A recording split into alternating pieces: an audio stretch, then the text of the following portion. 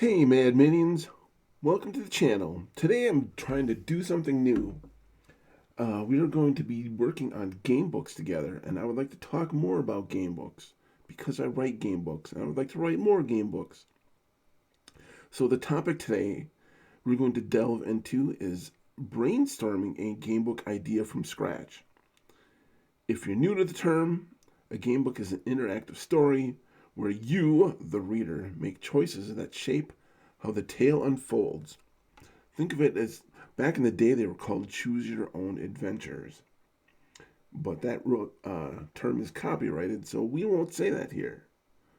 But anyway, they're full of twists and turns and endless possibilities. I'm working on a sequel to the Castle of Blackwood Moors here, you'll see in the background. But so watching me write a book is kind of boring, so I wanted to put that in the background while I talk about writing game books themselves. So, let's get on with it. Grab a notebook and let's brainstorm together. So, first off, let's talk about why game books are so cool. They put you in the driver's seat of the story. You want to fight a dragon or sneak past it. Do you want to reveal a secret to something or keep it hidden? The choices you decide are what make them so immersive and fun. Think of it as a video game before video games were kind of popular. But the cool thing is they're not limited by your imagination. So today we're going to brainstorm our own game book idea, starting with the basics and building up to something epic. So first you want to pick a genre. Fantasy is obviously the most popular one, but you can do science fiction, horror, mystery, you name it. This book is like more like dark fantasy.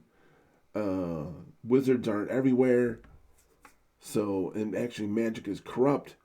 It is a little bit darker. That there are elves and dwarves, but nobody gets along. So you won't find a party, an adventuring group where like everybody there's dwarves, elves, and humans together. It's usually all humans, all elves, all dwarves.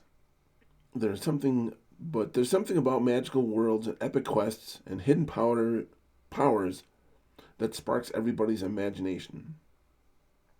Plus, fantasy gives us tons of room for creative choices.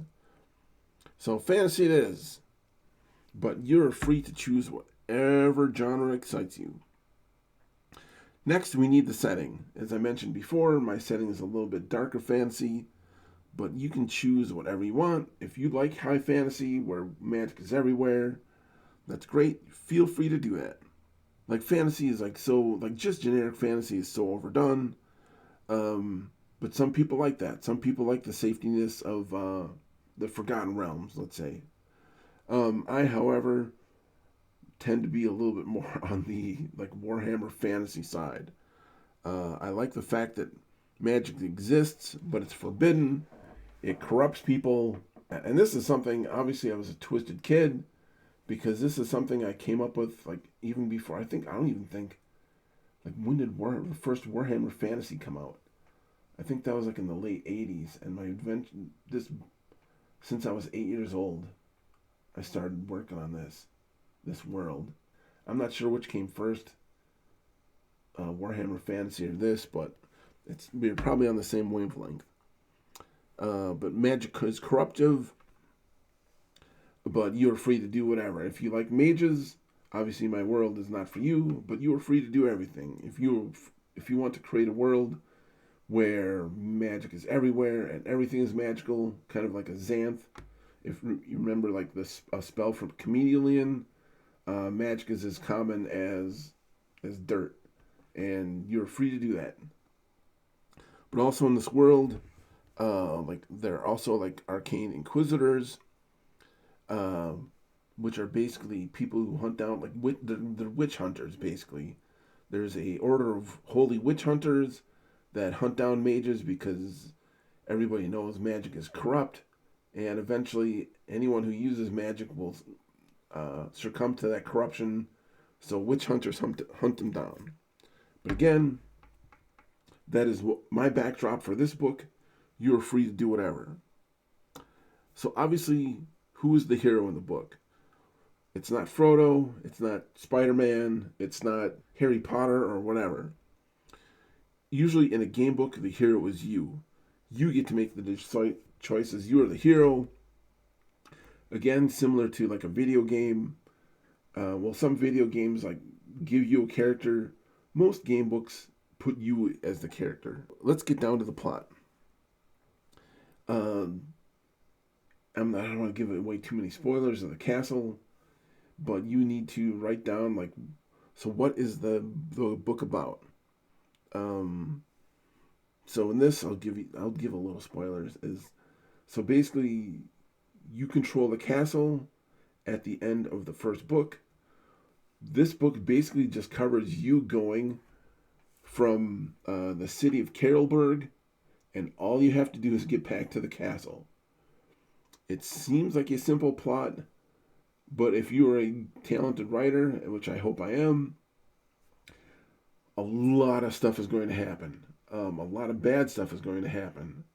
It's not just like, I go from Carolburg to the castle and everything's happy. No, gosh, no. Bad stuff, horrible stuff happens. Nothing goes right. You were set upon by assassins. The spider cult that you met in the first book tries to extract their revenge, and they try to like conquer territory without giving spoilers, so they can launch an assault on the castle. There's a lot of stuff going on, and so that is kind of the plot. But again, for your plot, what do you want to happen? Basically, do not make it where you just don't want to make it where you go from the point A to point B and nothing happens. You want, in order to create a plot, you want horrible, horrible stuff to happen to your character. As the saying goes, kill your darlings. Don't be afraid to have bad stuff happen. What are those bad things? And those bad things should be somewhat related. It could be something like a typhoon or a hurricane, which is not related, and the character has to deal with it. But most effective plot stories are like, is maybe the brother, if it's like a mystery story, the brother was totally jealous of, the cousin's girlfriend, and so he murdered the cousin, and that's where your plot comes about, and you have to solve the mystery. Every little choice in a game book needs to be interesting. Do you go left or do you go right? That might be a small choice, and both choices might matter, but they both need to be interesting. Something interesting needs to happen to the left, and this goes back to like a lot of like instant death. There's a lot of instant death in game books, especially older game books. Especially those original Choose Your Own Adventures. They had some colorful deaths in there. But it should be kind of obvious. Like, obviously, if there's like the left path, there's like a metallic stench coming from it, and water drips from the ceiling. The path to the right, the cobblestone that creates the walls are starting to come apart, and bones line the corridor. Well, obviously, the one to the right, you could have a death at the end of that because you gave them warning that the whole thing is crumbling and there's a lot of bones. Don't just come out and say it is a horrible thing, but, make the death at least a little bit obvious that if you're doing something dumb, you'll probably end up toast. Setting the tone. Tone is important. With forbidden magic and witch hunters, and you go through a dark forest and I would try to at least try to settle on, for my books, I try to settle on kind of a horror theme because it's dark fantasy, but your tone might be lighter. Obviously, if it's a bunch of kids and they're playing in a park, it needs to be a lighter tone. Something like the murder mystery also is a darker tone. Superheroes are usually a lighter tone, and you need to keep that tone throughout the book. Obviously, there's like you can have points of levity and stuff like that, but don't have like a light children's based adventure, and then all of a sudden, little Jimmy like falls down a manhole and is eaten by alligators. Because that's a totally different tone. That's a totally different story. So avoid that. When you want to structure your game book, they obviously need a branching structure. I would start with your intro. For me, this book starts with the player in Carrollsburg, and they got like the deed and signet ring to the castle, and they are at like a legal place, and they're basically laying legal claim to the territory. From there, the paths like split depending on what the player chooses. This book, and that's where this book is really, really taking a long time to edit, because it's not an exact open world. You can't go anywhere because it's a book, obviously, but there are many different ways to get there. I have two versions of a town, one of them under attack, one of them after the attack. And there's just even within that that structure, there are many different things that happen within. Again, I don't want to get into too many spoilers, but this is where your book shines. You can have like different endings. You can have positive endings, bad endings. Like these video games that have like multiple endings. See, you don't want all those multiple endings, because then people start to look up, 'cause at least me, I like look up stuff online, like how do I get the best ending? Because especially for a game that's like 60 hours long, if you make like one bad choice and don't get the best ending, I'm not gonna play a 60-hour long game again.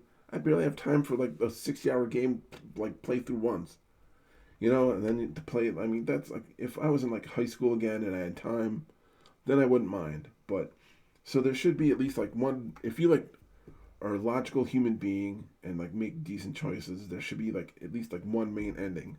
There should be a few side ones, like if you really screw up and like say like, hey, Mr. Evil Bad Guy, I want to be your best friend and go along with you. And there should be an ending for that. But that's not like the most popular ending, if you get my drift. Okay, so wrapping this up. We have your genre, which is fantasy. You have a setting where magic is outlawed. Your protagonist is you. The plot is basic surviving and choosing the right path to get to the castle. Choices are basically trying to get to the castle, and how you get there is entirely up to you. There's multiple paths. The world, there's strict rules. There's like a spider cult. There's magic inquisitors, fearful society. The tone is dark with hope. But again, you can kind of like plug in whatever you need for these. So I'm pumped about this. And as you can see in the background, I've been working diligently on this book to get it like up off the ground. So the more videos I make of this, the further along I'll get, because I will put my writing in the background as much as possible. Because like I said, I mean, just watching a guy write isn't like watching a guy drawing cartoons. It's kind of boring. So I wanted to have something to talk about over it. So if you enjoy it, please tune in for there's going to be more in this series coming. There's like a lot of stuff in games and game books I would like to talk about. So keep your creativity flowing and stay mad, people.